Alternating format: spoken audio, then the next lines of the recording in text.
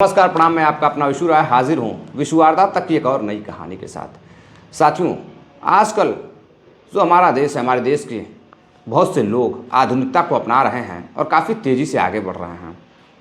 लेकिन इसी आधुनिकता के दौर में एक लड़के की शादी होनी थी और वह शादी की तैयारी के लिए कुछ पैसे कमाने के लिए बाहर जाता है। पैसों की व्यवस्था करने के लिए, रोजी रोटी के लिए वह सोचता है कुछ पैसे कमा लेंगे तो फिर अच्छे से शादी भी कर लेंगे और फिर पत्नी को खुश भी रखेंगे। लेकिन जिस मकान मालकिन के कमरे पर, किराए के कमरे पर वह रहता था, वहीं पर उसके साथ एक ऐसी घटना घट जाती है कि अब शादी करने की बजाय, बारात ले जाने की बजाय वह जेल चला जाता है। आखिर क्या होता है, आइए आपको विस्तार से बताते हैं।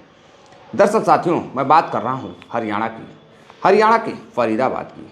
हरियाणा के फरीदाबाद में एक महिला अकेले ही किराएदारों के साथ अपने कमरे पर रहती थी। उसके 2 बेटे थे और दोनों बेटे बेंगलोर में जॉब करते थे। कोई बेटी नहीं थी और अभी जो उसके बेटे थे वह दोनों की शादी नहीं हुई थी। और इधर महिला अपने घर पर अकेली ही रहती थी। घर पर उसकी खुद की मेस कैंटीन चलती थी, लोगों को खाना भी सप्लाई करवाती थी और वही खाना खुद भी खाकर रहती थी। अब इसी दौरान एक दिन, करीब 2 दिन हो जाते हैं, वो कहीं दिखाई नहीं दे रही थी। अब घर पर जो वर्कर काम करने के लिए मेस में काम करने वाले वर्कर आते हैं तो फ़ोन करते हैं तो फ़ोन बंद आ रहा था। अब वह कमरे को खटखटाते हैं तो कुछ पता नहीं चलता है। अब इधर वह काफ़ी परेशान होते हैं कि आखिर उनकी मालकिन कहाँ चली गई। लेकिन कुछ देर बाद जब कुछ पता नहीं चलता है तो उनके वर्कर घर पर चले जाते हैं। घर चले जाते हैं, फिर अगले दिन आते हैं तो फिर देखते हैं कि दरवाज़ा बंद है और कुछ पता नहीं चल रहा है। अब उन्हें शक होता है तो कुछ किराएदारों को बुला कर लाते हैं और देखते ही देखते आसपास के लोग भी आ जाते हैं कि आखिर भाई क्या बात हो गई, अंदर से दरवाज़ा बंद है और किसी का कुछ पता नहीं है, मालकिन कहाँ चली गई। अब उनमें से एक वर्कर उनके बेटे को फ़ोन करता है तो जो बड़ा बेटा रहता है वह कहता है कि देखो कहीं माँ को कुछ हो तो नहीं गया। साथियों, अब वह दरवाज़ा तोड़ता है और जब अंदर जाकर देखता है तो उसकी माँ बेड पर गिरी हुई थी और मर चुकी थी। अब इधर उसकी मौत की खबर वर्कर अपने मालकिन के बेटे को देता है। अब बेटा परेशान हो जाता है, उसे समझ में नहीं आता कि आखिर उसके माँ के साथ क्या हुआ था।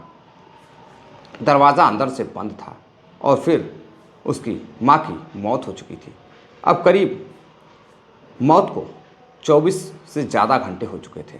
अब बात पुलिस तक पहुंचती है।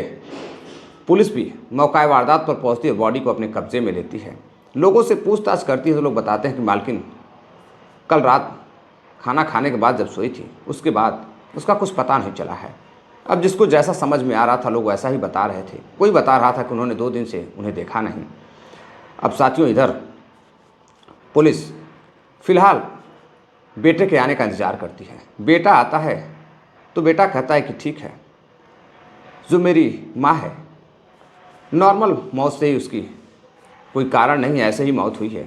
वो कोई झमेला नहीं पालना चाहता था क्योंकि माँ अंदर से कमरे में बंद थी और अंदर से कमरा बंद था। इधर एक डॉक्टर को बुलाया जाता है। डॉक्टर नॉर्मली ऐसे देखता है तो कहता है कि नॉर्मल मौत लग रही है, लग रहा है कि हार्ट अटैक वगैरह हुआ है। अब इधर साथियों उसका दाह संस्कार कर दिया जाता है। कोई पुलिस केस नहीं बनती है, दाह संस्कार कर दिया जाता है। अब तभी एक दिन कमरे में जब लड़का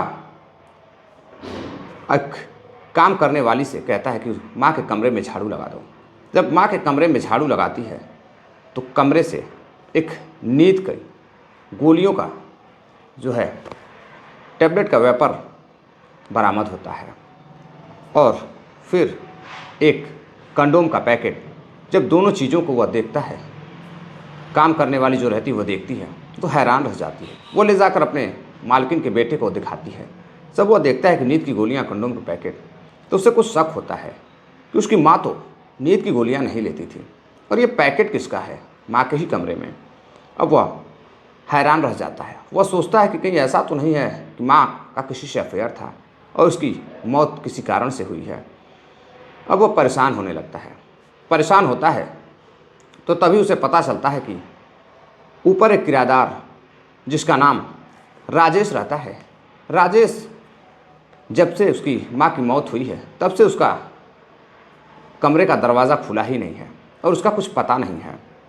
अब इधर राजेश जाता है, दरवाज़ा खोलता है, तोड़ता है, अंदर जाता है तो देखता है कि अंदर तो कुछ भी नहीं है, सामान ही नहीं है। अब वो अपनी माँ के मोबाइल को देखता है, मोबाइल निकालता है, मोबाइल को चेक करता है तो उसमें कुछ फ़ोटोज़ रहती हैं, कुछ वीडियोज़ भी रहती हैं, जिसको देखने के बाद वह शन्न रह जाता है। और साथियों उसके बाद फिर वह किराएदार की तलाश करने लगता है, लेकिन कहीं उसका पता नहीं चलता है। अब इधर किराएदार को जब वो फ़ोन करता है तो फ़ोन भी बंद आने लगता है। अब फ़ौरन ही वह पुलिस के पास जाता है और पुलिस को जाकर बताता है कि साहब, मेरी माँ की मौत शायद नॉर्मल नहीं थी। मेरी माँ के कमरे से ये 2 चीज़ें मिली हैं। मुझे शक है कि उसका किसी के साथ अफेयर था और किसी ने उनकी हत्या की है। अब इधर पुलिस जांच पड़ताल शुरू करती है, माँ के कॉल डिटेल्स निकालती है और फिर उसके बाद वही किराएदार का एक नंबर मिलता है और साथियों फिर किराएदार को पुलिस ट्रेस करती है तो राजेश दिल्ली से गिरफ्तार किया जाता है। और फिर उसे जब पूछताछ की जाती है तो एक ऐसी कहानी बताता है जिसको सुनकर बेटा ही नहीं बल्कि सभी लोग हैरान रह जाते हैं। बेटे को यकीन नहीं हो रहा था उसकी माँ इतनी गिर सकती है। दरअसल साथियों झारखंड रांची का रहने वाला राजेश की शादी फिक्स हो जाती है। जब शादी फिक्स हो जाती है तो 3 से 4 महीने बाद यानी कि इसी फरवरी में उसकी शादी रहती है। अब उसे कुछ पैसों की ज़रूरत भी थी।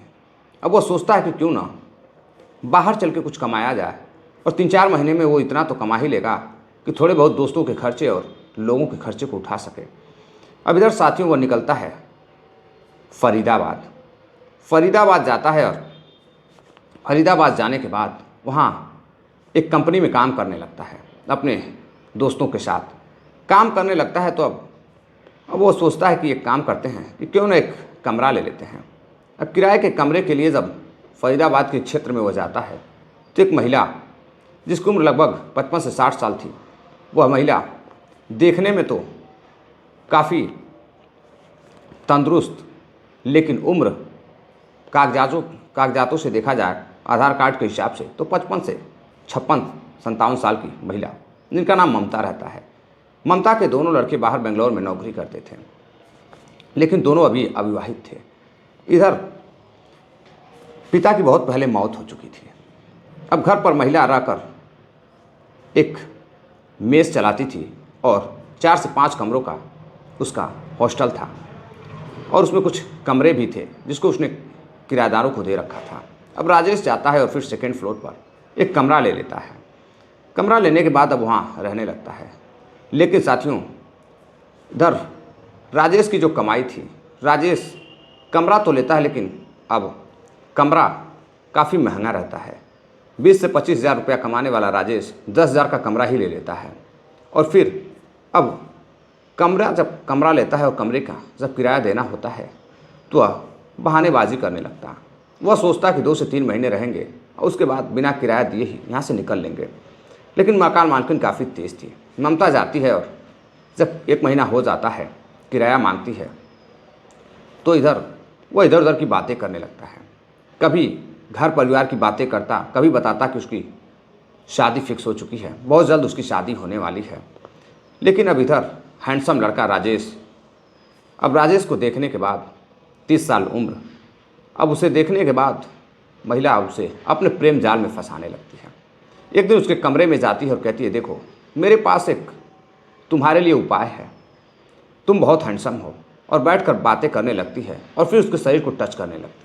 जब राजेश के शरीर को टच करने लगती है तो राजेश मकान मालकिन को रोकने की कोशिश करता है, लेकिन मकान मालकिन कहती है कि देखो अगर तुम मुझे खुश रखोगे तो मैं तुम्हारे रूम का किराया माफ़ कर दूंगी और मैं तुम्हारी मदद भी करूंगी। अब इसमें राजेश सोचता है कि चलो ये तो अच्छा है, करना ही क्या है, किसी को पता भी नहीं चलेगा। अब वह मदद की लालच में और किराए छोड़ने की लालच में अब अपने ही मकान मालकिन से शारीरिक संबंध बना बैठता है। अब दोनों अतरंग खेल खेलने लगते हैं। अब अतरंग खेल का सिलसिला जारी हो जाता है। अब जब भी मालकिन को मौका मिलता तो कभी अपने कमरे में बुलाती, तो कभी राजेश के कमरे में जाकर उसके साथ रातें गुजारती। लेकिन साथियों, इधर समय बीतता गया। अब घर से फ़ोन आने लगता है, तुम घर चले आओ, तुम्हारी अब शादी नज़दीक आ रही है, घर पर भी शादी की व्यवस्था करनी है। अब इधर राजेश जब घर जाने की तैयारी करने लगता है तभी मकान मालकिन कहती है कि तुम कहाँ जा रहे हो। राजेश कहता है मैं घर जा रहा हूँ। तभी मकान मालकिन कहती है कि देखो, अगर तुम घर जाओगे तो मुझसे बुरा कोई नहीं होगा, तुम्हें मेरे साथ रहना होगा, तुम्हें जो चाहिए मैं दूंगी, तुम मुझे खुश रखो और मेरे साथ रहो। मैं तुम्हें पत्नी की तरह प्रेम करूंगी, प्यार दूंगी और पैसे भी दूंगी। पैसे रुपए का लालच देती है, लेकिन राजेश सोचता है कि अगर वो घर नहीं गया तो उसकी शादी कैसे होगी, लोग क्या सोचेंगे। अब वह मालकिन से कहता है कि देखिए, आपने जो कहा मैंने किया, मेरी शादी फिक्स हो चुकी है, मुझे घर जाना है, मेरे घर वाले इंतज़ार कर रहे हैं। अब महिला दबाव बनाने लगती है, कहती है कि देखो, अगर तुम घर गए तो तुम घर से आओगे नहीं, और फिर मैं ये जो तुम्हारी कुछ फ़ोटोज़ वीडियोज़ मेरे साथ हैं, मैं ये वीडियोज़ फ़ोटोज़ पुलिस को दे दूँगी, लोगों को बताऊँगी कि तुमने मेरे साथ ज़बरदस्ती मेरा रेप किया है। अब राजेश को सदमा लगता है। अब राजेश को अपनी गलती महसूस होती है कि वह पैसे बचाने के चक्कर में एक ऐसे दलदल में फंस चुका था जहाँ से उसका निकलना काफ़ी मुश्किल था। अब वह परेशान होने लगता है, उसे समझ में नहीं आता कि वह करे तो क्या करे। फिर एक दिन वह कुछ क्राइम की वीडियो देखता है। वीडियोज़ देखने के बाद अब उसे लगता है कि इसकी जानकारी तो किसी को है नहीं। एक काम करते हैं कि क्यों ना एक प्लान तैयार किया जाए, और प्लान के तहत फिर वह मालकिन से उसको छुटकारा भी मिल जाएगा और किसी को पता भी नहीं चलेगा। अब वह प्लान बनाता है, लेकिन उसे नहीं पता था कि अपराधी चाहे शातिर कितना भी हो, चालाक कितना भी हो, एक न एक दिन अपराध करने वाला व्यक्ति पकड़ा ही जाता है, पुलिस के हाथों चढ़ ही जाता है। अब इधर साथियों, समय बीतता है। करीब 28 जनवरी को वह मालकिन को फ़ोन करता है और कहता है कि आज वह बाहर से कुछ अच्छी चीज़ें लेकर आएगा खाने के लिए, और दोनों बैठकर साथ खाएंगे। मालकिन काफ़ी फिदा थी अपने नौजवान किराएदार पर। वह कहती है ठीक है, आज तो बहुत अच्छी बात है, तुम लेकर आओ। अब वो कहता है कि मैं घर नहीं जाऊंगा, मैं आपके साथ पूरी ज़िंदगी व्यतीत करूंगा, तुम जब तक रहोगी मैं तुम्हारे साथ, तुम्हें खुश रखूंगा। अब इधर राजेश मालकिन से कहता है कि एक काम करो, कुछ खाना वगैरह लेकर आता है, खाना खिलाता है रात में, और फिर कहता है कि देखो, मुझे कुछ पैसों की ज़रूरत है, मुझे कुछ पैसे दे दो, मुझे घर भेजना है, और फिर जैसे ही मेरे पैसे आएंगे मैं दे दूंगा। मालकिन कहती पैसे की क्या बात है, पैसे मेरे पास बहुत हैं। करीब 1.5 लाख रुपए वो देती है, और फिर वह सारा पैसा राजेश अपने पास रखता है। और फिर अगले दिन 29 जनवरी को फिर से खाना लेकर जाता है, और कमरे में मालकिन कहती है कि नहीं, खाना अभी नहीं खाएंगे, पहले तुम्हें जी भर कर आज प्यार करना है, आज प्यार करने को बहुत मन कर रहा है। अब इधर राजेश अपने ही मालकिन के साथ फिर से शारीरिक संबंध बनाता है, और फिर दोनों बैठकर खाना खाते हैं। और जैसे ही खाना खाते हैं, खाना खाने के बाद मालकिन को नींद आने लगती है और वो गहरी नींद में चली जाती है। और इधर साथियों, जब गहरी नींद में चली जाती है तो फिर सुबह उसकी मौत हो जाती है, और वहाँ से राजेश सारा पैसा लेकर, सामान लेकर दिल्ली की तरफ निकल जाता है, और दिल्ली में रहकर दिल्ली से ही जॉब करने लगता है। लेकिन जब पुलिस उससे पूछती है कि आखिर उसकी मौत हुई कैसे, गहरी नींद क्यों आई, तो वो बताता है कि उसने खाने में नींद की बहुत सारी गोलियां मिला दी थी, जिससे ओवरडोज होने से उसकी मौत हो गई थी। और जब मौत हो गई तो उसके बाद वह इंतज़ार भी करता है। जब कई घंटों तक वो नहीं उठी तो उसके बाद वह दरवाज़ा बंद कर अंदर से एक ऐसी पिन लगा देता है कि जैसे ही वह सटीक दरवाज़ा बंद करता है, ऐसा लगता है कि दरवाज़ा अंदर से बंद हो चुका है। अब वह दरवाज़ा बंद नज़र आ रहा था, कोई एक बार में धक्का देता तो दरवाज़ा नहीं खुलता। अब वहाँ से वह फिर फरार हो जाता है। अब पुलिस जब उसे गिरफ्तार कर लेती है, सारी हकीकत उगलवा लेती है, और बेटे के सामने जब यह हकीकत आती है कि उसके माँ का उसके किराएदार के साथ अफेयर था इस उम्र में, तो उसका बेटा भी सन्न रह जाता है। उसे भी समझ में नहीं आ रहा था कि वह क्या करे, लेकिन अपराधी तो अपराधी है, उसका बेटा एफआईआर कराता है और फिर किराएदार को पुलिस गिरफ्तार करती है, राजेश को, और जेल भेज देती है। और साथियों, जब यह घटना, यह कहानी न्यूज़ मीडिया के माध्यम से जब उसके घर वालों तक पहुंचती है, उनको पता चलता है तो वह हैरान थे कि उनका लड़का जो कमाने के लिए गया था, न जाने किस जंजाल में फंस गया, किस महिला के चक्कर में फंस गया, और फिर आज वह सलाखों के पीछे है। अब साथियों, ये अपने ही मालकिन के साथ कत्ल के जुर्म में एक किराएदार जो कमाने के लिए जाता है, अपनी ज़िंदगी बिताने के लिए, अपने नए हमसफ़र के साथ ज़िंदगी गुजारने के लिए 2 रुपए के जुगाड़ में शहर गया था, और वह एक ऐसी महिला के चक्कर में फंसकर अपनी ज़िंदगी दांव पर लगा बैठता है। अब साथियों, पूरी ज़िंदगी शायद जेल में कटे, और वह लड़की जो दुल्हन बनने वाली थी, अब उसकी जो ख्वाहिशें थी, अब शायद राजेश के साथ नहीं पूरी होंगी, किसी और व्यक्ति और लड़के के साथ शायद पूरी हो। अब इधर शादी भी टूट जाती है और घर वाले भी हैरान रह जाते हैं। तो साथियों, ये थी आज की पूरी कहानी। इस घटनाक्रम को सुनाने का उद्देश्य आपको जागरूक करना है, किसी को हैरान करना या परेशान करना नहीं है। साथियों, चलते चलते आप सभी साथियों से मैं कहना चाहूँगा कि बुरे काम का बुरा नतीजा होता है, तो कभी भी ऐसे चक्करों में नहीं पड़ना चाहिए। हमेशा अपने परिवार के बारे में सोचना चाहिए, ध्यान देना चाहिए। कोई भी गलत काम करने से पहले बीवी बच्चे और अपने परिवार के बारे में एक बार ज़रूर सोचना चाहिए। तो साथियों, अपना ख्याल रखिएगा, अपने परिवार का ख्याल रखिएगा।